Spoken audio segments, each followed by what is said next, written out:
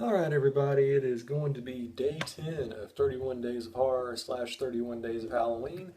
And now we're in the 1960s, and we're beginning our look at the hippie era with a French slash Italian film from 1960 called Eyes Without a Face. Now, this is one of those movies where, like, even now, when you go on the internet and you, like, type into Google most disturbing movies ever, it's frequently mentioned, which is pretty weird because there's not a whole lot of films, made before Salò that are routinely, considered in that sort of category of movie. And it's one of those films where I never actually saw it up until recently. Like it somehow it kept avoiding me. And it's considered, a film on par with like, Black Sabbath and Black Sunday and Blood Feast as being like these really pioneering, early degenerate, extreme horror films, which paved the way for all the great stuff we like nowadays. So yeah, I decided to check it out for our countdown. And despite the fact the film gets a pretty high critical reception, honestly, I just wasn't that impressed. It's one of those films where I can kind of understand like the aesthetic value of it, but just overall, I think it's a fairly overrated film. And while there are some good parts, they never really kind of form together as a great whole. It's a film like Carnival of Souls where you can appreciate it for being innovative and trying something different and kind of moving the genre into slightly more respectable territory. But at the end of the day, the hallmark of a great horror film is, do you enjoy it? Does it keep you gripped? And I gotta say for this one, didn't really do it for me. Oh, and watch this if I put my head right here. Makes the light go away. It's crazy. But anyway, Eyes Without a Face. Just very, very quickly a summary of the film. It's directed by George Franju. And if you know who he is, wow, you are really esoteric.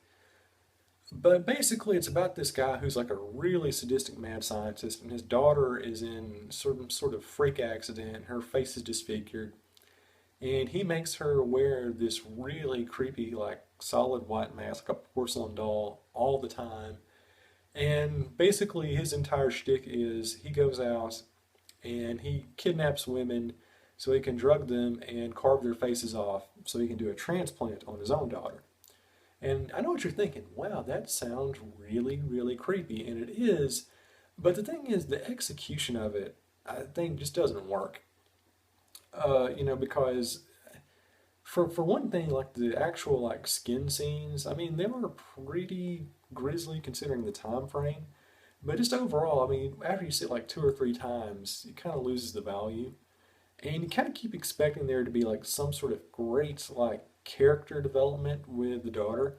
Like towards the end, like she finds out her dad's like crazy, and she kind of gets revenge against him for realizing just like the creepy he is. But it never really happens. In fact, there's really no character development at all going on here. Now there is a pretty good finale where they kind of do the whole EC Comics morality ironic death thing.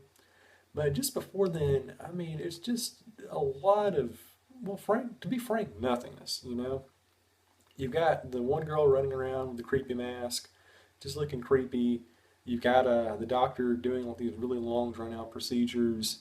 And in between, just not a whole lot. I mean, you don't have anything kind of keeping together. And it's not even a film like Night of the Demon, which we did a couple of days ago, where you watch it and at least you have the really interesting dialogue. Like there's some good character exchanges in between to kind of act as glue to get all the really high impact visual sequences together. But you just don't have it in here, and it just becomes kind of predictable and a little bit of a bore, to be honest. But if you haven't seen it, just for historical purposes, why not? There's probably worse films from the era out there. It's certainly, no worse than something like Atom Age Vampire, which is kind of almost the same movie in a way. Well, I never thought about that before. They actually do have kind of the same plot, but whatever. But yeah, like I said, I think it's just one of those films that's just vastly overrated. It's not a terrible film by any stretch, but I just don't think it's really like an all-time top 100 masterpiece either. In fact, I did a top 100 horror films of the 1960s. I really doubt this one would make it unless it really is that bad of a decade, which it probably isn't. So I'm going to give this one two Ghost Reese's Cups out of four. So it's just kind of mediocre. And tomorrow we continue with our countdown of weird psychedelic 1960s horror films. And we got a weird one tomorrow. I mean, a really, really weird one. And you're going to want to know about that one because it's weird. Yes.